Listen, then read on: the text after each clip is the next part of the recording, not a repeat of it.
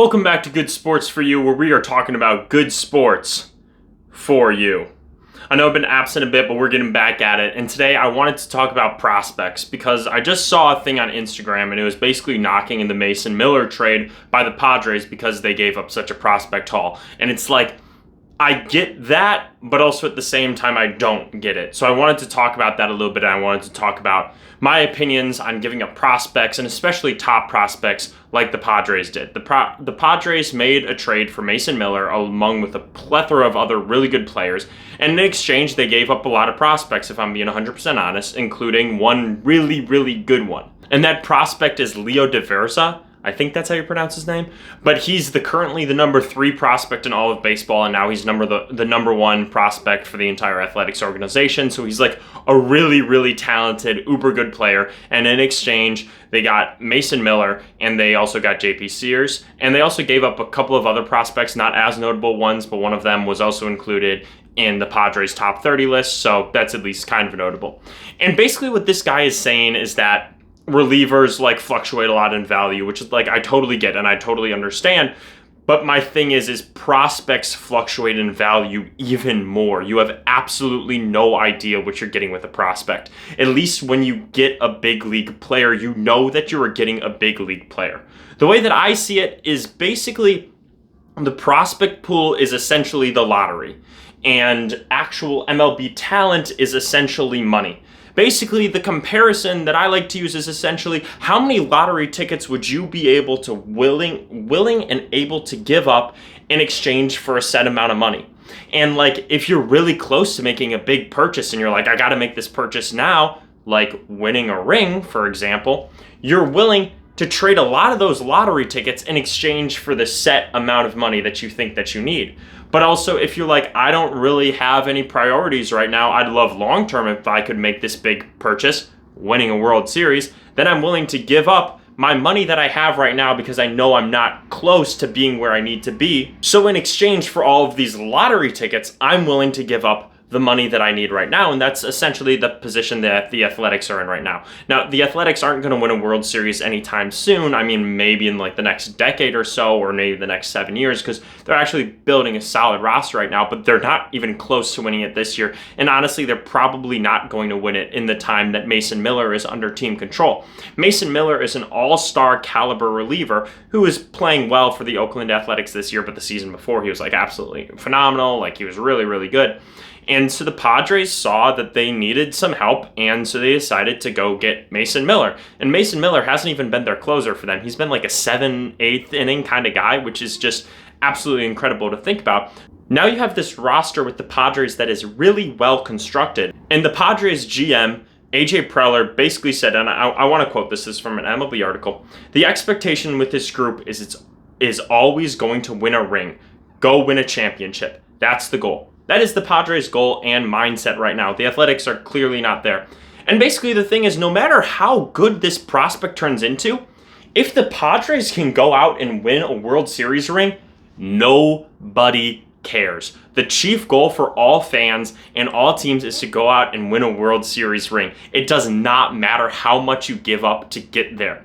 Because at the end of the day, if the Padres win a championship and this prospect turns into a good player, which isn't even a guarantee, first of all, I'd like to know, basically it's just going to be oh, that was a really win-win deal for each team. The Padres got what they wanted and the Athletics got what they wanted. And I get the long-term implications somewhere down the line that, oh, this prospect could be really good, which in the long term would help the Padres.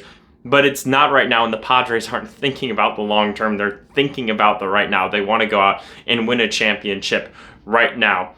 And the other thing is, too, is like I said, these are all lottery tickets. Prospects have nothing guaranteed to them at all. It does not matter how good you are. We have seen top 5, top 3, top 1 prospects fall apart. We've had guys who have gone number 1 overall who have barely snuck into the big leagues.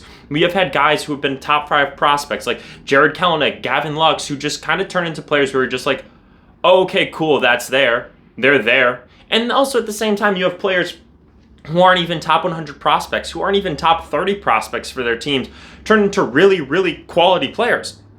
So the thing is like I said, these are all lottery tickets, and with a big hyped up prospect, the number 3 prospect in all of baseball, I'm saying that that's more lottery tickets for you. You're getting more of a chance to win the lottery, but you still may not win the lottery. Nobody knows how these prospects are going to pan out. It's not an exact science like whatsoever. You're still taking a gamble at the end of the day. So the Padres said, hey, we're going to win now. We're going to look into getting a guy who we already know is established instead of holding out for the long-term superstar possibilities, because there's a very, very good chance that doesn't happen. And I mean, I hope that all these prospects turn into superstars, But at the end of the day, the MLB has a top 100 prospect list.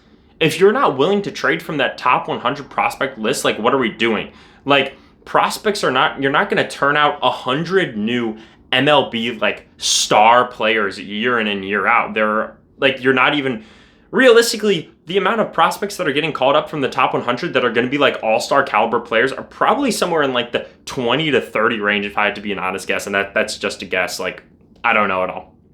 So like, the point is, these two teams are in two completely different scenarios. So it's like, why are we knocking the Padres for giving up top prospects when they're trying to win now? They do not care about the prospects at all. Like, for example, the Milwaukee Brewers. In 2008, they hadn't gone to the playoffs since 1982.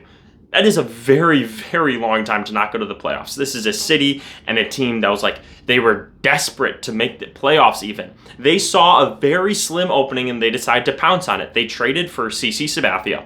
They gave up a couple of players that were supposed to be top prospects, and then they also had a player to be named later. And the point of that clause was that if the Brewers made the playoffs, then the Cleveland Indians at that time were to get a prospect of their choosing. And if they didn't make it, I believe the Brewers would give them a prospect of the Brewers' choosing. And then the Brewers made the playoffs, and the Brewers were so thrilled because they got CC Sabathia, and CC was an absolute workhorse, and he was really the whole entire reason the Brewers made the playoffs in the first place. I think that CC Sabathia should have gone into the Hall of Fame under a Brewers hat, but that's a conversation for a different day.